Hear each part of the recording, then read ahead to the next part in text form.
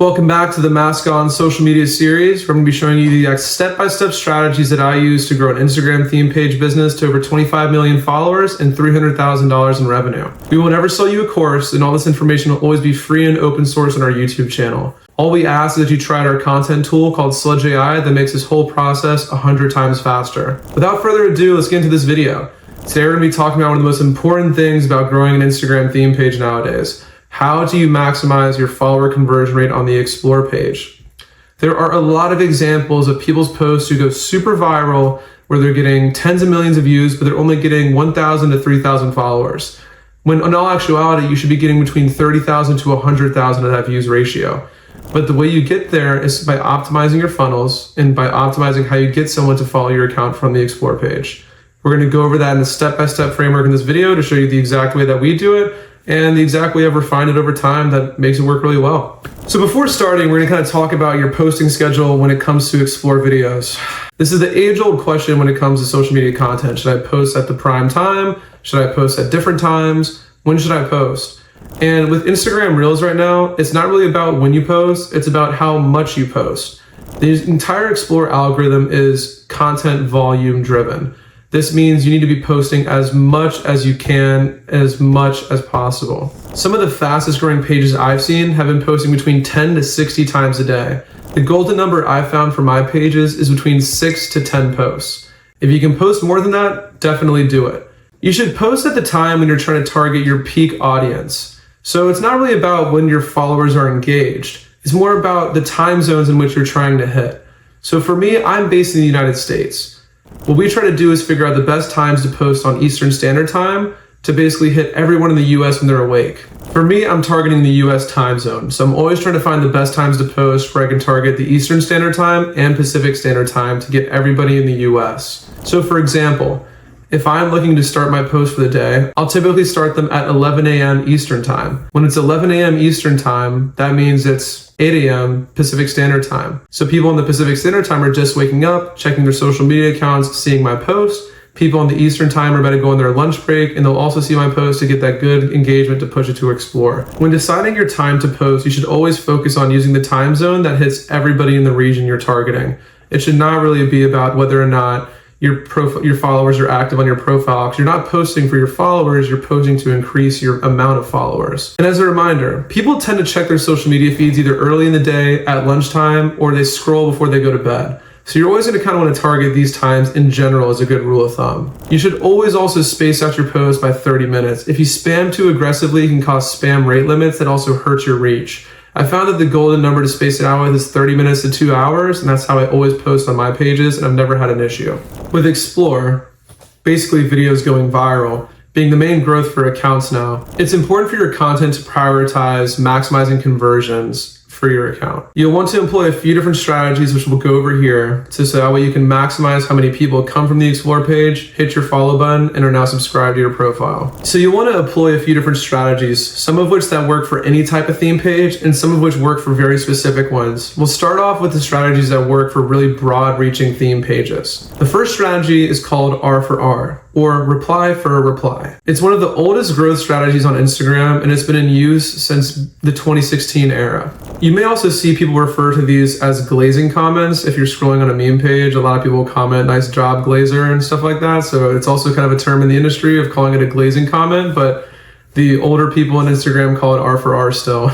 In our testing, we typically see an additional 20 to 40% follower increase when using R for R in a post compared to posts that we don't do it on. So it's really important to use R for R on all your posts that are hitting Explore. Now for R, there's three main components. The first one is the pinned comment, the second one is the reply, and then the third one is how many pinned comments. For the pinned comment, you're going to take a random other page that you have on your device. I'd really recommend setting up an alt account that just looks like an average high schooler or college student, or it could even be your personal that you use for this. You want to make it seem authentic, like someone's really commenting this. You're also going to set up a list of comments you can use to test and see as the top comment. I'll show you the ones that I use so you can also use those on your pages to kind of tweak and see what performs best for you. The pinned comment should always be a call to action around the content or the page itself that encourages people in a subtle way to follow the account. Here are some examples of R for R that I've used that work really well. This is exactly why I follow at your account. I can't believe you guys aren't following at this account yet. Now on to replies. The replies are a way to boost conversions on these. You can include them or not. I typically will usually actually just do a pinned comment, but I've seen a lot of people have a lot of success using these replies, so I wanted to go over it too. These are not necessarily as important as the pinned comments, but you can really use the replies as a way to bait people into engaging with the glazing comment to really push it to the top of the feed even with your pin. You can use the replies also an additional way to increase engagement around the post and comment. Since they aren't as important, I'll let your imagination run wild with these, and I would really suggest is coming up with fun creative ways to either like rage bait someone or just get someone to start replying to this comment, right? You can also reply with a simple thanks man to increase visibility on your account and have people also see your account ranking in the comments too. Now the third question is how many pinned comments? Previously, I would have recommended doing 2 to 3 pinned comments, but Instagram's now limited you to doing 1 comment. It's really important that you pin the 1 comment that you're convinced is going to do well for you and increase those follower conversions. You can get a lot of inspiration for the pinned comments to use just by scrolling your Explore page and seeing the pinned comments that are either glazing or R4R comments that different meme pages or theme accounts are using. And this is kind of typically the best way to figure out the best strategies. You can always come up with your own, but it's always a good idea to try and use what's working too. The next part that we're going to talk about for kind of general pages to increase follower conversions is what we call editing and changing captions. When you first start seeing a page hit the Explore feed, you're going to want to monitor the amount of views it has. Typically what I do is once a video crosses 100 to 200,000 views on the Explore page, we'll go and edit the caption to increase those conversions. Editing the caption has no impact on your Explore reach, and so you can always change this at any point.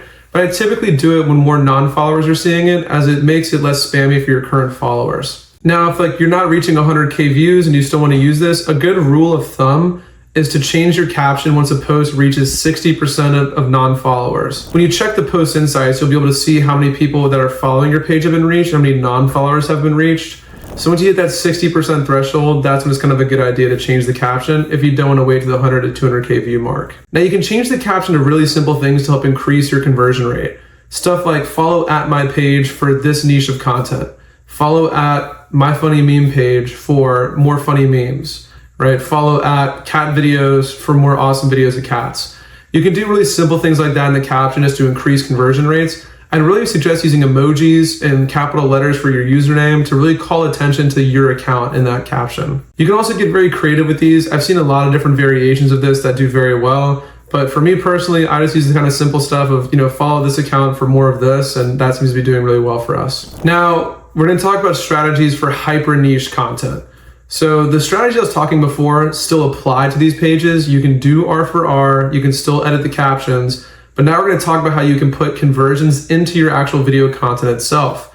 People are really launching these very hyper niche pages around different things like, let's say, car crash videos or videos of bugs fighting. There's really an unlimited amount of niche interest where people are doing this. So for content that has a super specific niche, for example, pages about how-to videos, you can deploy some of these content strategies for maximizing gains.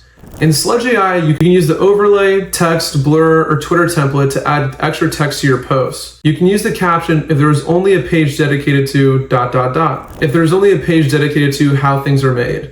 If there's only a page dedicated to car crashes, if there's only a page dedicated to people bouncing on a pogo stick. These types of captions on these posts drive insane follower conversions, especially when you're in super niche content.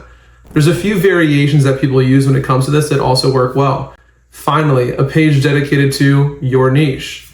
For example, finally, a page dedicated to kids falling off a bike. Thank God, there's finally a page dedicated to grandma's cooking food. These can increase your follower gains by 200 to 300% for hyper-specific niche content. For broader content, these don't really work as well. You can't really use the caption, thank God, there's finally a page for memes. There are a ton of pages for memes. Once your account is established and crosses the 750,000 to 1 million follower mark, it may be beneficial to start switching over your content captions to more stuff to do with the video, as your followers can also get fatigued seeing this constant same caption of if only there's a page dedicated to this. So it's really good to juice your gains, but then once you kind of are hitting the Explore feed and really going viral and hitting that 750,000 to 1 million follower mark, you can start winding those captions down and just focus on posting really good content. The next part we're going to talk about is ChatGPT captions. These work for pages in any niche and any sort of content style. And I'm sure when you've been scrolling Instagram, you've been seeing these super long captions that a lot of these pages are using that are obviously AI generated. These captions pack keywords into posts that help your post rank within certain sub-interests. Since hashtags are kind of an irrelevant thing on Instagram now, Instagram will also scan captions to find keywords and then bunch that content together. When people use Instagram search, they can actually search over these captions to find videos.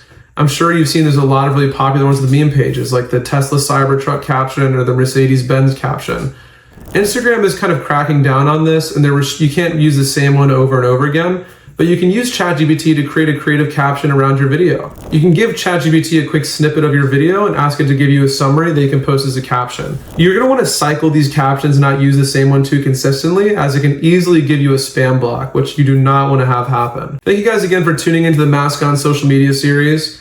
I'd really appreciate if you could drop a like and subscribe to our channel, as we're giving away all this information for free.